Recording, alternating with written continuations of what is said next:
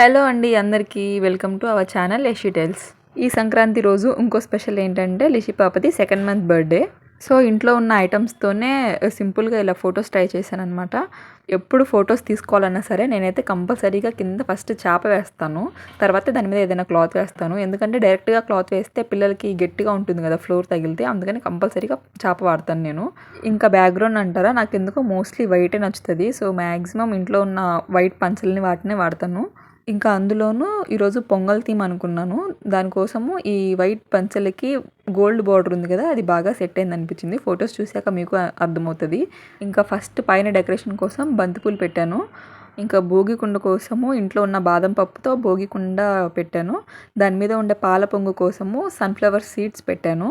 ఇంకా second month birthday కాబట్టి number 2 వేయడం కోసం రేగి పండ్లు పెడుతుంటే అవి అస్సలు ఉండలేదు. చేప అవ్వడం వల్ల లేదా అవి రౌండ్గా ఉండకపోవడం వల్ల అసలు స్ట్రిక్ట్గా నించోలేదు. అందుకని వాటి కోసం అయితే కిస్మిస్ వాడాను. తర్వాత ఇంకా సంక్రాంతి అంటే కంపల్సరీ చెరుకులు కదా, చెరుకులు ఉన్నాయి కానీ ఇంట్లో వాటికి ఆకులు లేవు. అందుకని ఏం చేశానంటే చెరుకులు అటు ఇటు పెట్టేసి ఆకులు ఇంటి ముందు ఉన్న చెట్టుకి తీసుకొని వచ్చాను.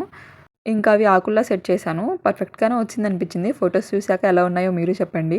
ఇంకా గ్యాప్లో గాలిపటం మా వల్ల పెడితే బాగుంటుంది అనిపించింది. బట్ అంత టైం లేదు. పిల్లలు లేస్తే అసలు ఇంక ఇవి కూడా ఉంచరు. ఈ మాత్రం చేయడానికే నాకు ఆఫ్టర్నూన్ 2:30 వరకు అయిపోయిందంటే మీరు నమ్ముతారా? ఎందుకంటే భాను నిద్ర లేచి ఉంటే మాత్రం అస్సలు కంప్లీట్ చేయనివ్వదు. ఖచ్చితంగా నాకు డబల్ పని 2 పనులు ఎక్స్ట్రా చేసి పెడుతుంది.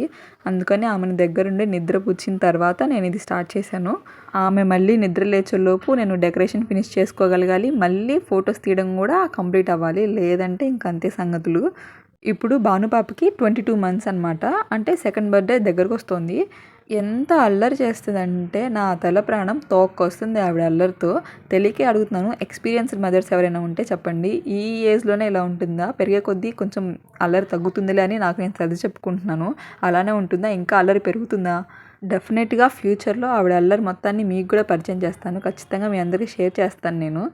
పిల్లలు అల్లరి చేస్తేనే ముద్దుగా ఉంటుందిలే, కానీ ఇలా ఎప్పుడైనా ఫొటోస్ తీసుకోవాలన్నా డెకరేట్ చేసుకోవాలన్నప్పుడే డబల్ పని ఉంటుందన్నమాట. కానీ అవి కూడా స్వీట్ మెమరీస్ వెళ్ళే. ఇంకా ఈ ఫొటోస్ ఐడియా అండ్ ఫొటోస్ ఎలా ఉన్నాయో కమెంట్ చేయండి. ప్లీజ్ సబ్స్క్రైబ్ చేసుకొని సపోర్ట్ చేయండి.